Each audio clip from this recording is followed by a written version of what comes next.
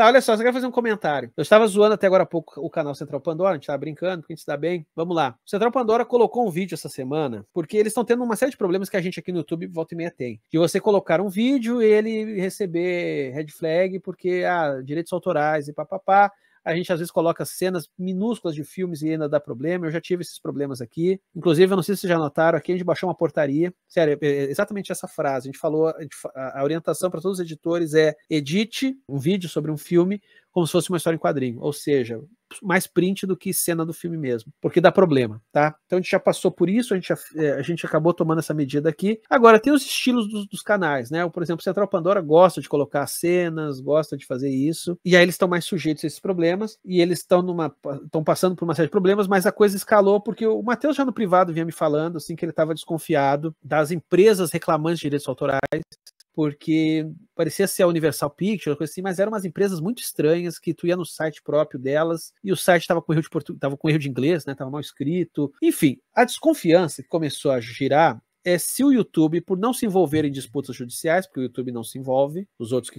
né, se você for processado, o problema é seu. Então, o YouTube, por não se envolver com disputas judiciais, estava talvez, até mesmo na condição de desavisado, o que é difícil imaginar o YouTube sendo uma empresa grande, mas isso acontece, de ter um monte de picareta que estava reclamando direitos autorais de filmes que não tem e criando um sistema quase que de pirâmide para ganhar dinheiro, tá? Isso é um apontamento que já começou a surgir lá fora. Aí o Central Pandora fez um vídeo sobre isso e tem mais gente comentando e tal. Eu sei que eles tiveram uma reunião com o pessoal do YouTube essa semana e, bom, o YouTube em si fala que não é isso que está acontecendo, mas eles disseram que vão investigar. Esse episódio aqui é importante ressaltar porque revela o quanto que a gente que é produtor de conteúdo, a gente está muito à mercê, né, cara? A gente está muito à mercê, a gente está muito à deriva, né? A gente não tem muita segurança às vezes. Eu até acho que o YouTube é uma rede perto de outras, falando sério mesmo. Eu já falei isso para vocês outras vezes, né? O YouTube eu acho que é a Globo. Eu posso ter milhões de críticas à Globo, mas aí tu olha uma Record e tu fala, pô, a Globo é bem melhor. E eu não digo só em qualidade, eu falo até mesmo do ponto de vista político, até um monte de coisa, assim. Às vezes a gente fala, a Globo é uma merda, mas talvez fosse pior se não fosse a Globo. E o YouTube, eu acho que a Google como um todo,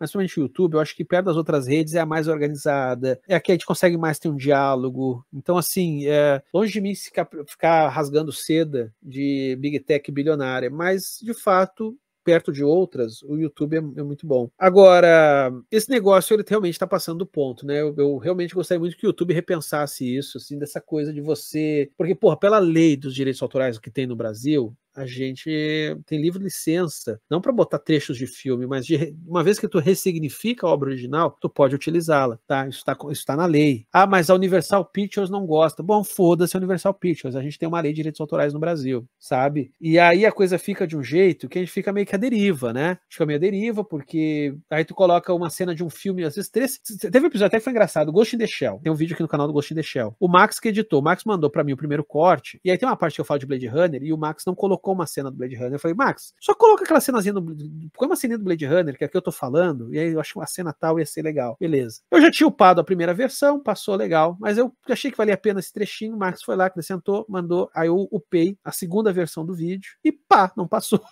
Por causa daqueles 3, 4, 5 segundos de Blade Runner, sabe? E isso é foda, cara. Sendo que aparecia muitos mais trechos do Ghost in the Shell, e passou. O trechinho do Blade Runner não passou. Por que não passou? Sabe? E isso é um inferno pra gente que produz. Isso é um inferno, porque, tipo, tu nunca sabe qual filme que vai dar problema, tu nunca sabe por que vai dar problema, sabe? Cada um é um critério. A gente, sabe, eu acho que o YouTube precisaria fazer uma normativa mais clara para todo mundo, para todos os envolvidos, do que tá valendo, e, claro, respeitar a legislação local, né? Nós temos uma lei de direitos autorais aqui, que garante, desde que a gente não esteja denegrindo a obra original, que garante que a gente possa ressignificá-la, reapropriá-la. Claro, isso não quer dizer repassar a cena inteira, mas, porra, se eu tô fazendo uma análise usando cenas fora de ordem, pequenas cenas fora de ordem, sem som original e tudo mais, e que não tá sendo para, sei lá, produzir injúria em cima de quem fez o filme, coisa assim, por que isso seria um problema, tá entendendo? Mas é isso, tá? Então minha solidariedade aqui ao Central Pandora. Boa noite, Link. Depois dos fracassos de Megalopolis e Coringa 2, tem gente falando o fim do filme de autor em Hollywood, você concorda? Eu já comentei isso aqui, né? Até já rendeu corte. Sim, em partes eu concordo. É porque assim, ó, só para, né, de novo, retomando aqui a linha de história do cinema bem rápida, tá? Anos 60, Hollywood perde o destaque enquanto ponta de lança criativa do cinema, principalmente para as vanguardas que despontam no mundo todo, mas principalmente, dentre todas elas, a francesa, a Nouvelle Vague. Isso faz com que Hollywood, na busca por se reinventar e tudo mais, acaba aos poucos abrindo espaço para diretores mais ousados, mas em filmes de menor orçamento. E isso vai se dando certo, né? Mas tem outros contextos para isso não ter acontecido. Também não foi só isso, né? Mas aí vem uma geração, que é o Steven Spielberg, Scorsese, George Lucas, o próprio Francis Coppola, etc. Então você tem nos anos 70, né, com filmes como o próprio Star Wars, que o pessoal esquece, né? Star Wars hoje é lembrado com essa franquia milionária da Disney, mas o Star Wars é um filme de autor, né? O primeiro Star Wars é um filme de autor. Aliás, isso é legal, né? Deixa eu falar uma coisa a mais. O Star Wars, não sei se... que tem essas versões do George Lucas, que ele refez os efeitos e botou personagens CGI, etc. Mas tu pega o primeiro Star Wars, ali, sem frescuras adicionais que foram feitas anos depois, e, cara, o Star Wars, o primeiro, ele é bem tosquinho, né? Uma coisa que eu acho bacana no primeiro Star Wars é quando eles vão ligar o sabre de luz, porque eles têm um efeitinho ali que eles fazem, e tem que funcionar o corte, né? Porque tá o cara aqui, e quando liga o sabre de luz, ele é outro momento. Só que tem que ser filmado para gerar continuidade. E sempre dá um salto, não sei se vocês repararam. Eu vou fazer com esse tipo apropriado um rolo de papel higiênico aqui. Eu tenho um rolo de papel higiênico aqui por causa da minha rinite. Ó, aí o cara liga aqui o sabre de luz, ele tá aqui, né? Ele tá aqui. Aí ele vai ligar, aí ele dá um corte brusco pro lado. Aí desliga. Vou ligar. Então fica um troço meio... Dá uns pulinhos assim no corte e tal. Isso é legal, eu acho legal. Assim. A cena do soldado batendo a cabeça...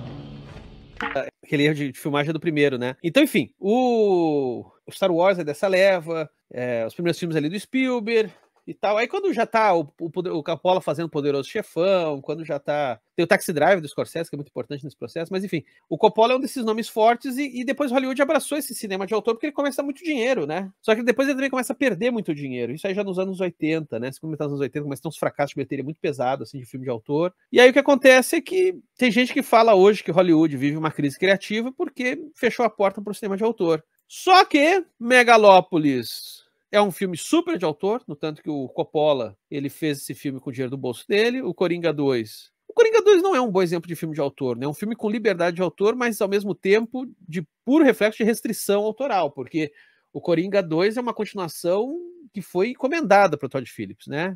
Foi encomendada. Então, assim, apesar de ser, eu acho complicado comparar o Megalópolis e o Coringa 2, o fato é que Hollywood realmente não tá muito interessado em fomentar cinema de autor mesmo e tá mostrando por que não vale a pena. São filmes difíceis de se pagar. Se tu for fazer um filme autoral, tem que ser filme de baixo orçamento. Não adianta, tem que ser filme de baixo orçamento. E daí, bom, aí às vezes se paga, né? Mas se tu for fazer uma coisa muito grandiosa, pode, por exemplo, a A24, que o pessoal rasga seda. Eu acho que a A24 não é tão autoral quanto as pessoas acham que é. Mas enfim, a A24, pode ver, raramente eles têm orçamentos, assim, os orçamentos da A24 pro padrão hollywoodiano são orçamentos pequenos. Né? No máximo um orçamento de médio porte. A 24 não gasta muito para fazer os filmes que faz. Esse vídeo é um corte da Live do Caos que acontece no canal do Quadrinhos na Sarjeta todo domingo à noite por volta das 9h30, geralmente. Então curta e compartilhe este vídeo. E se inscreva lá no Quadrinhos Sarjeta, assim como aqui no Cortes da Sarjeta, pessoa vagabunda.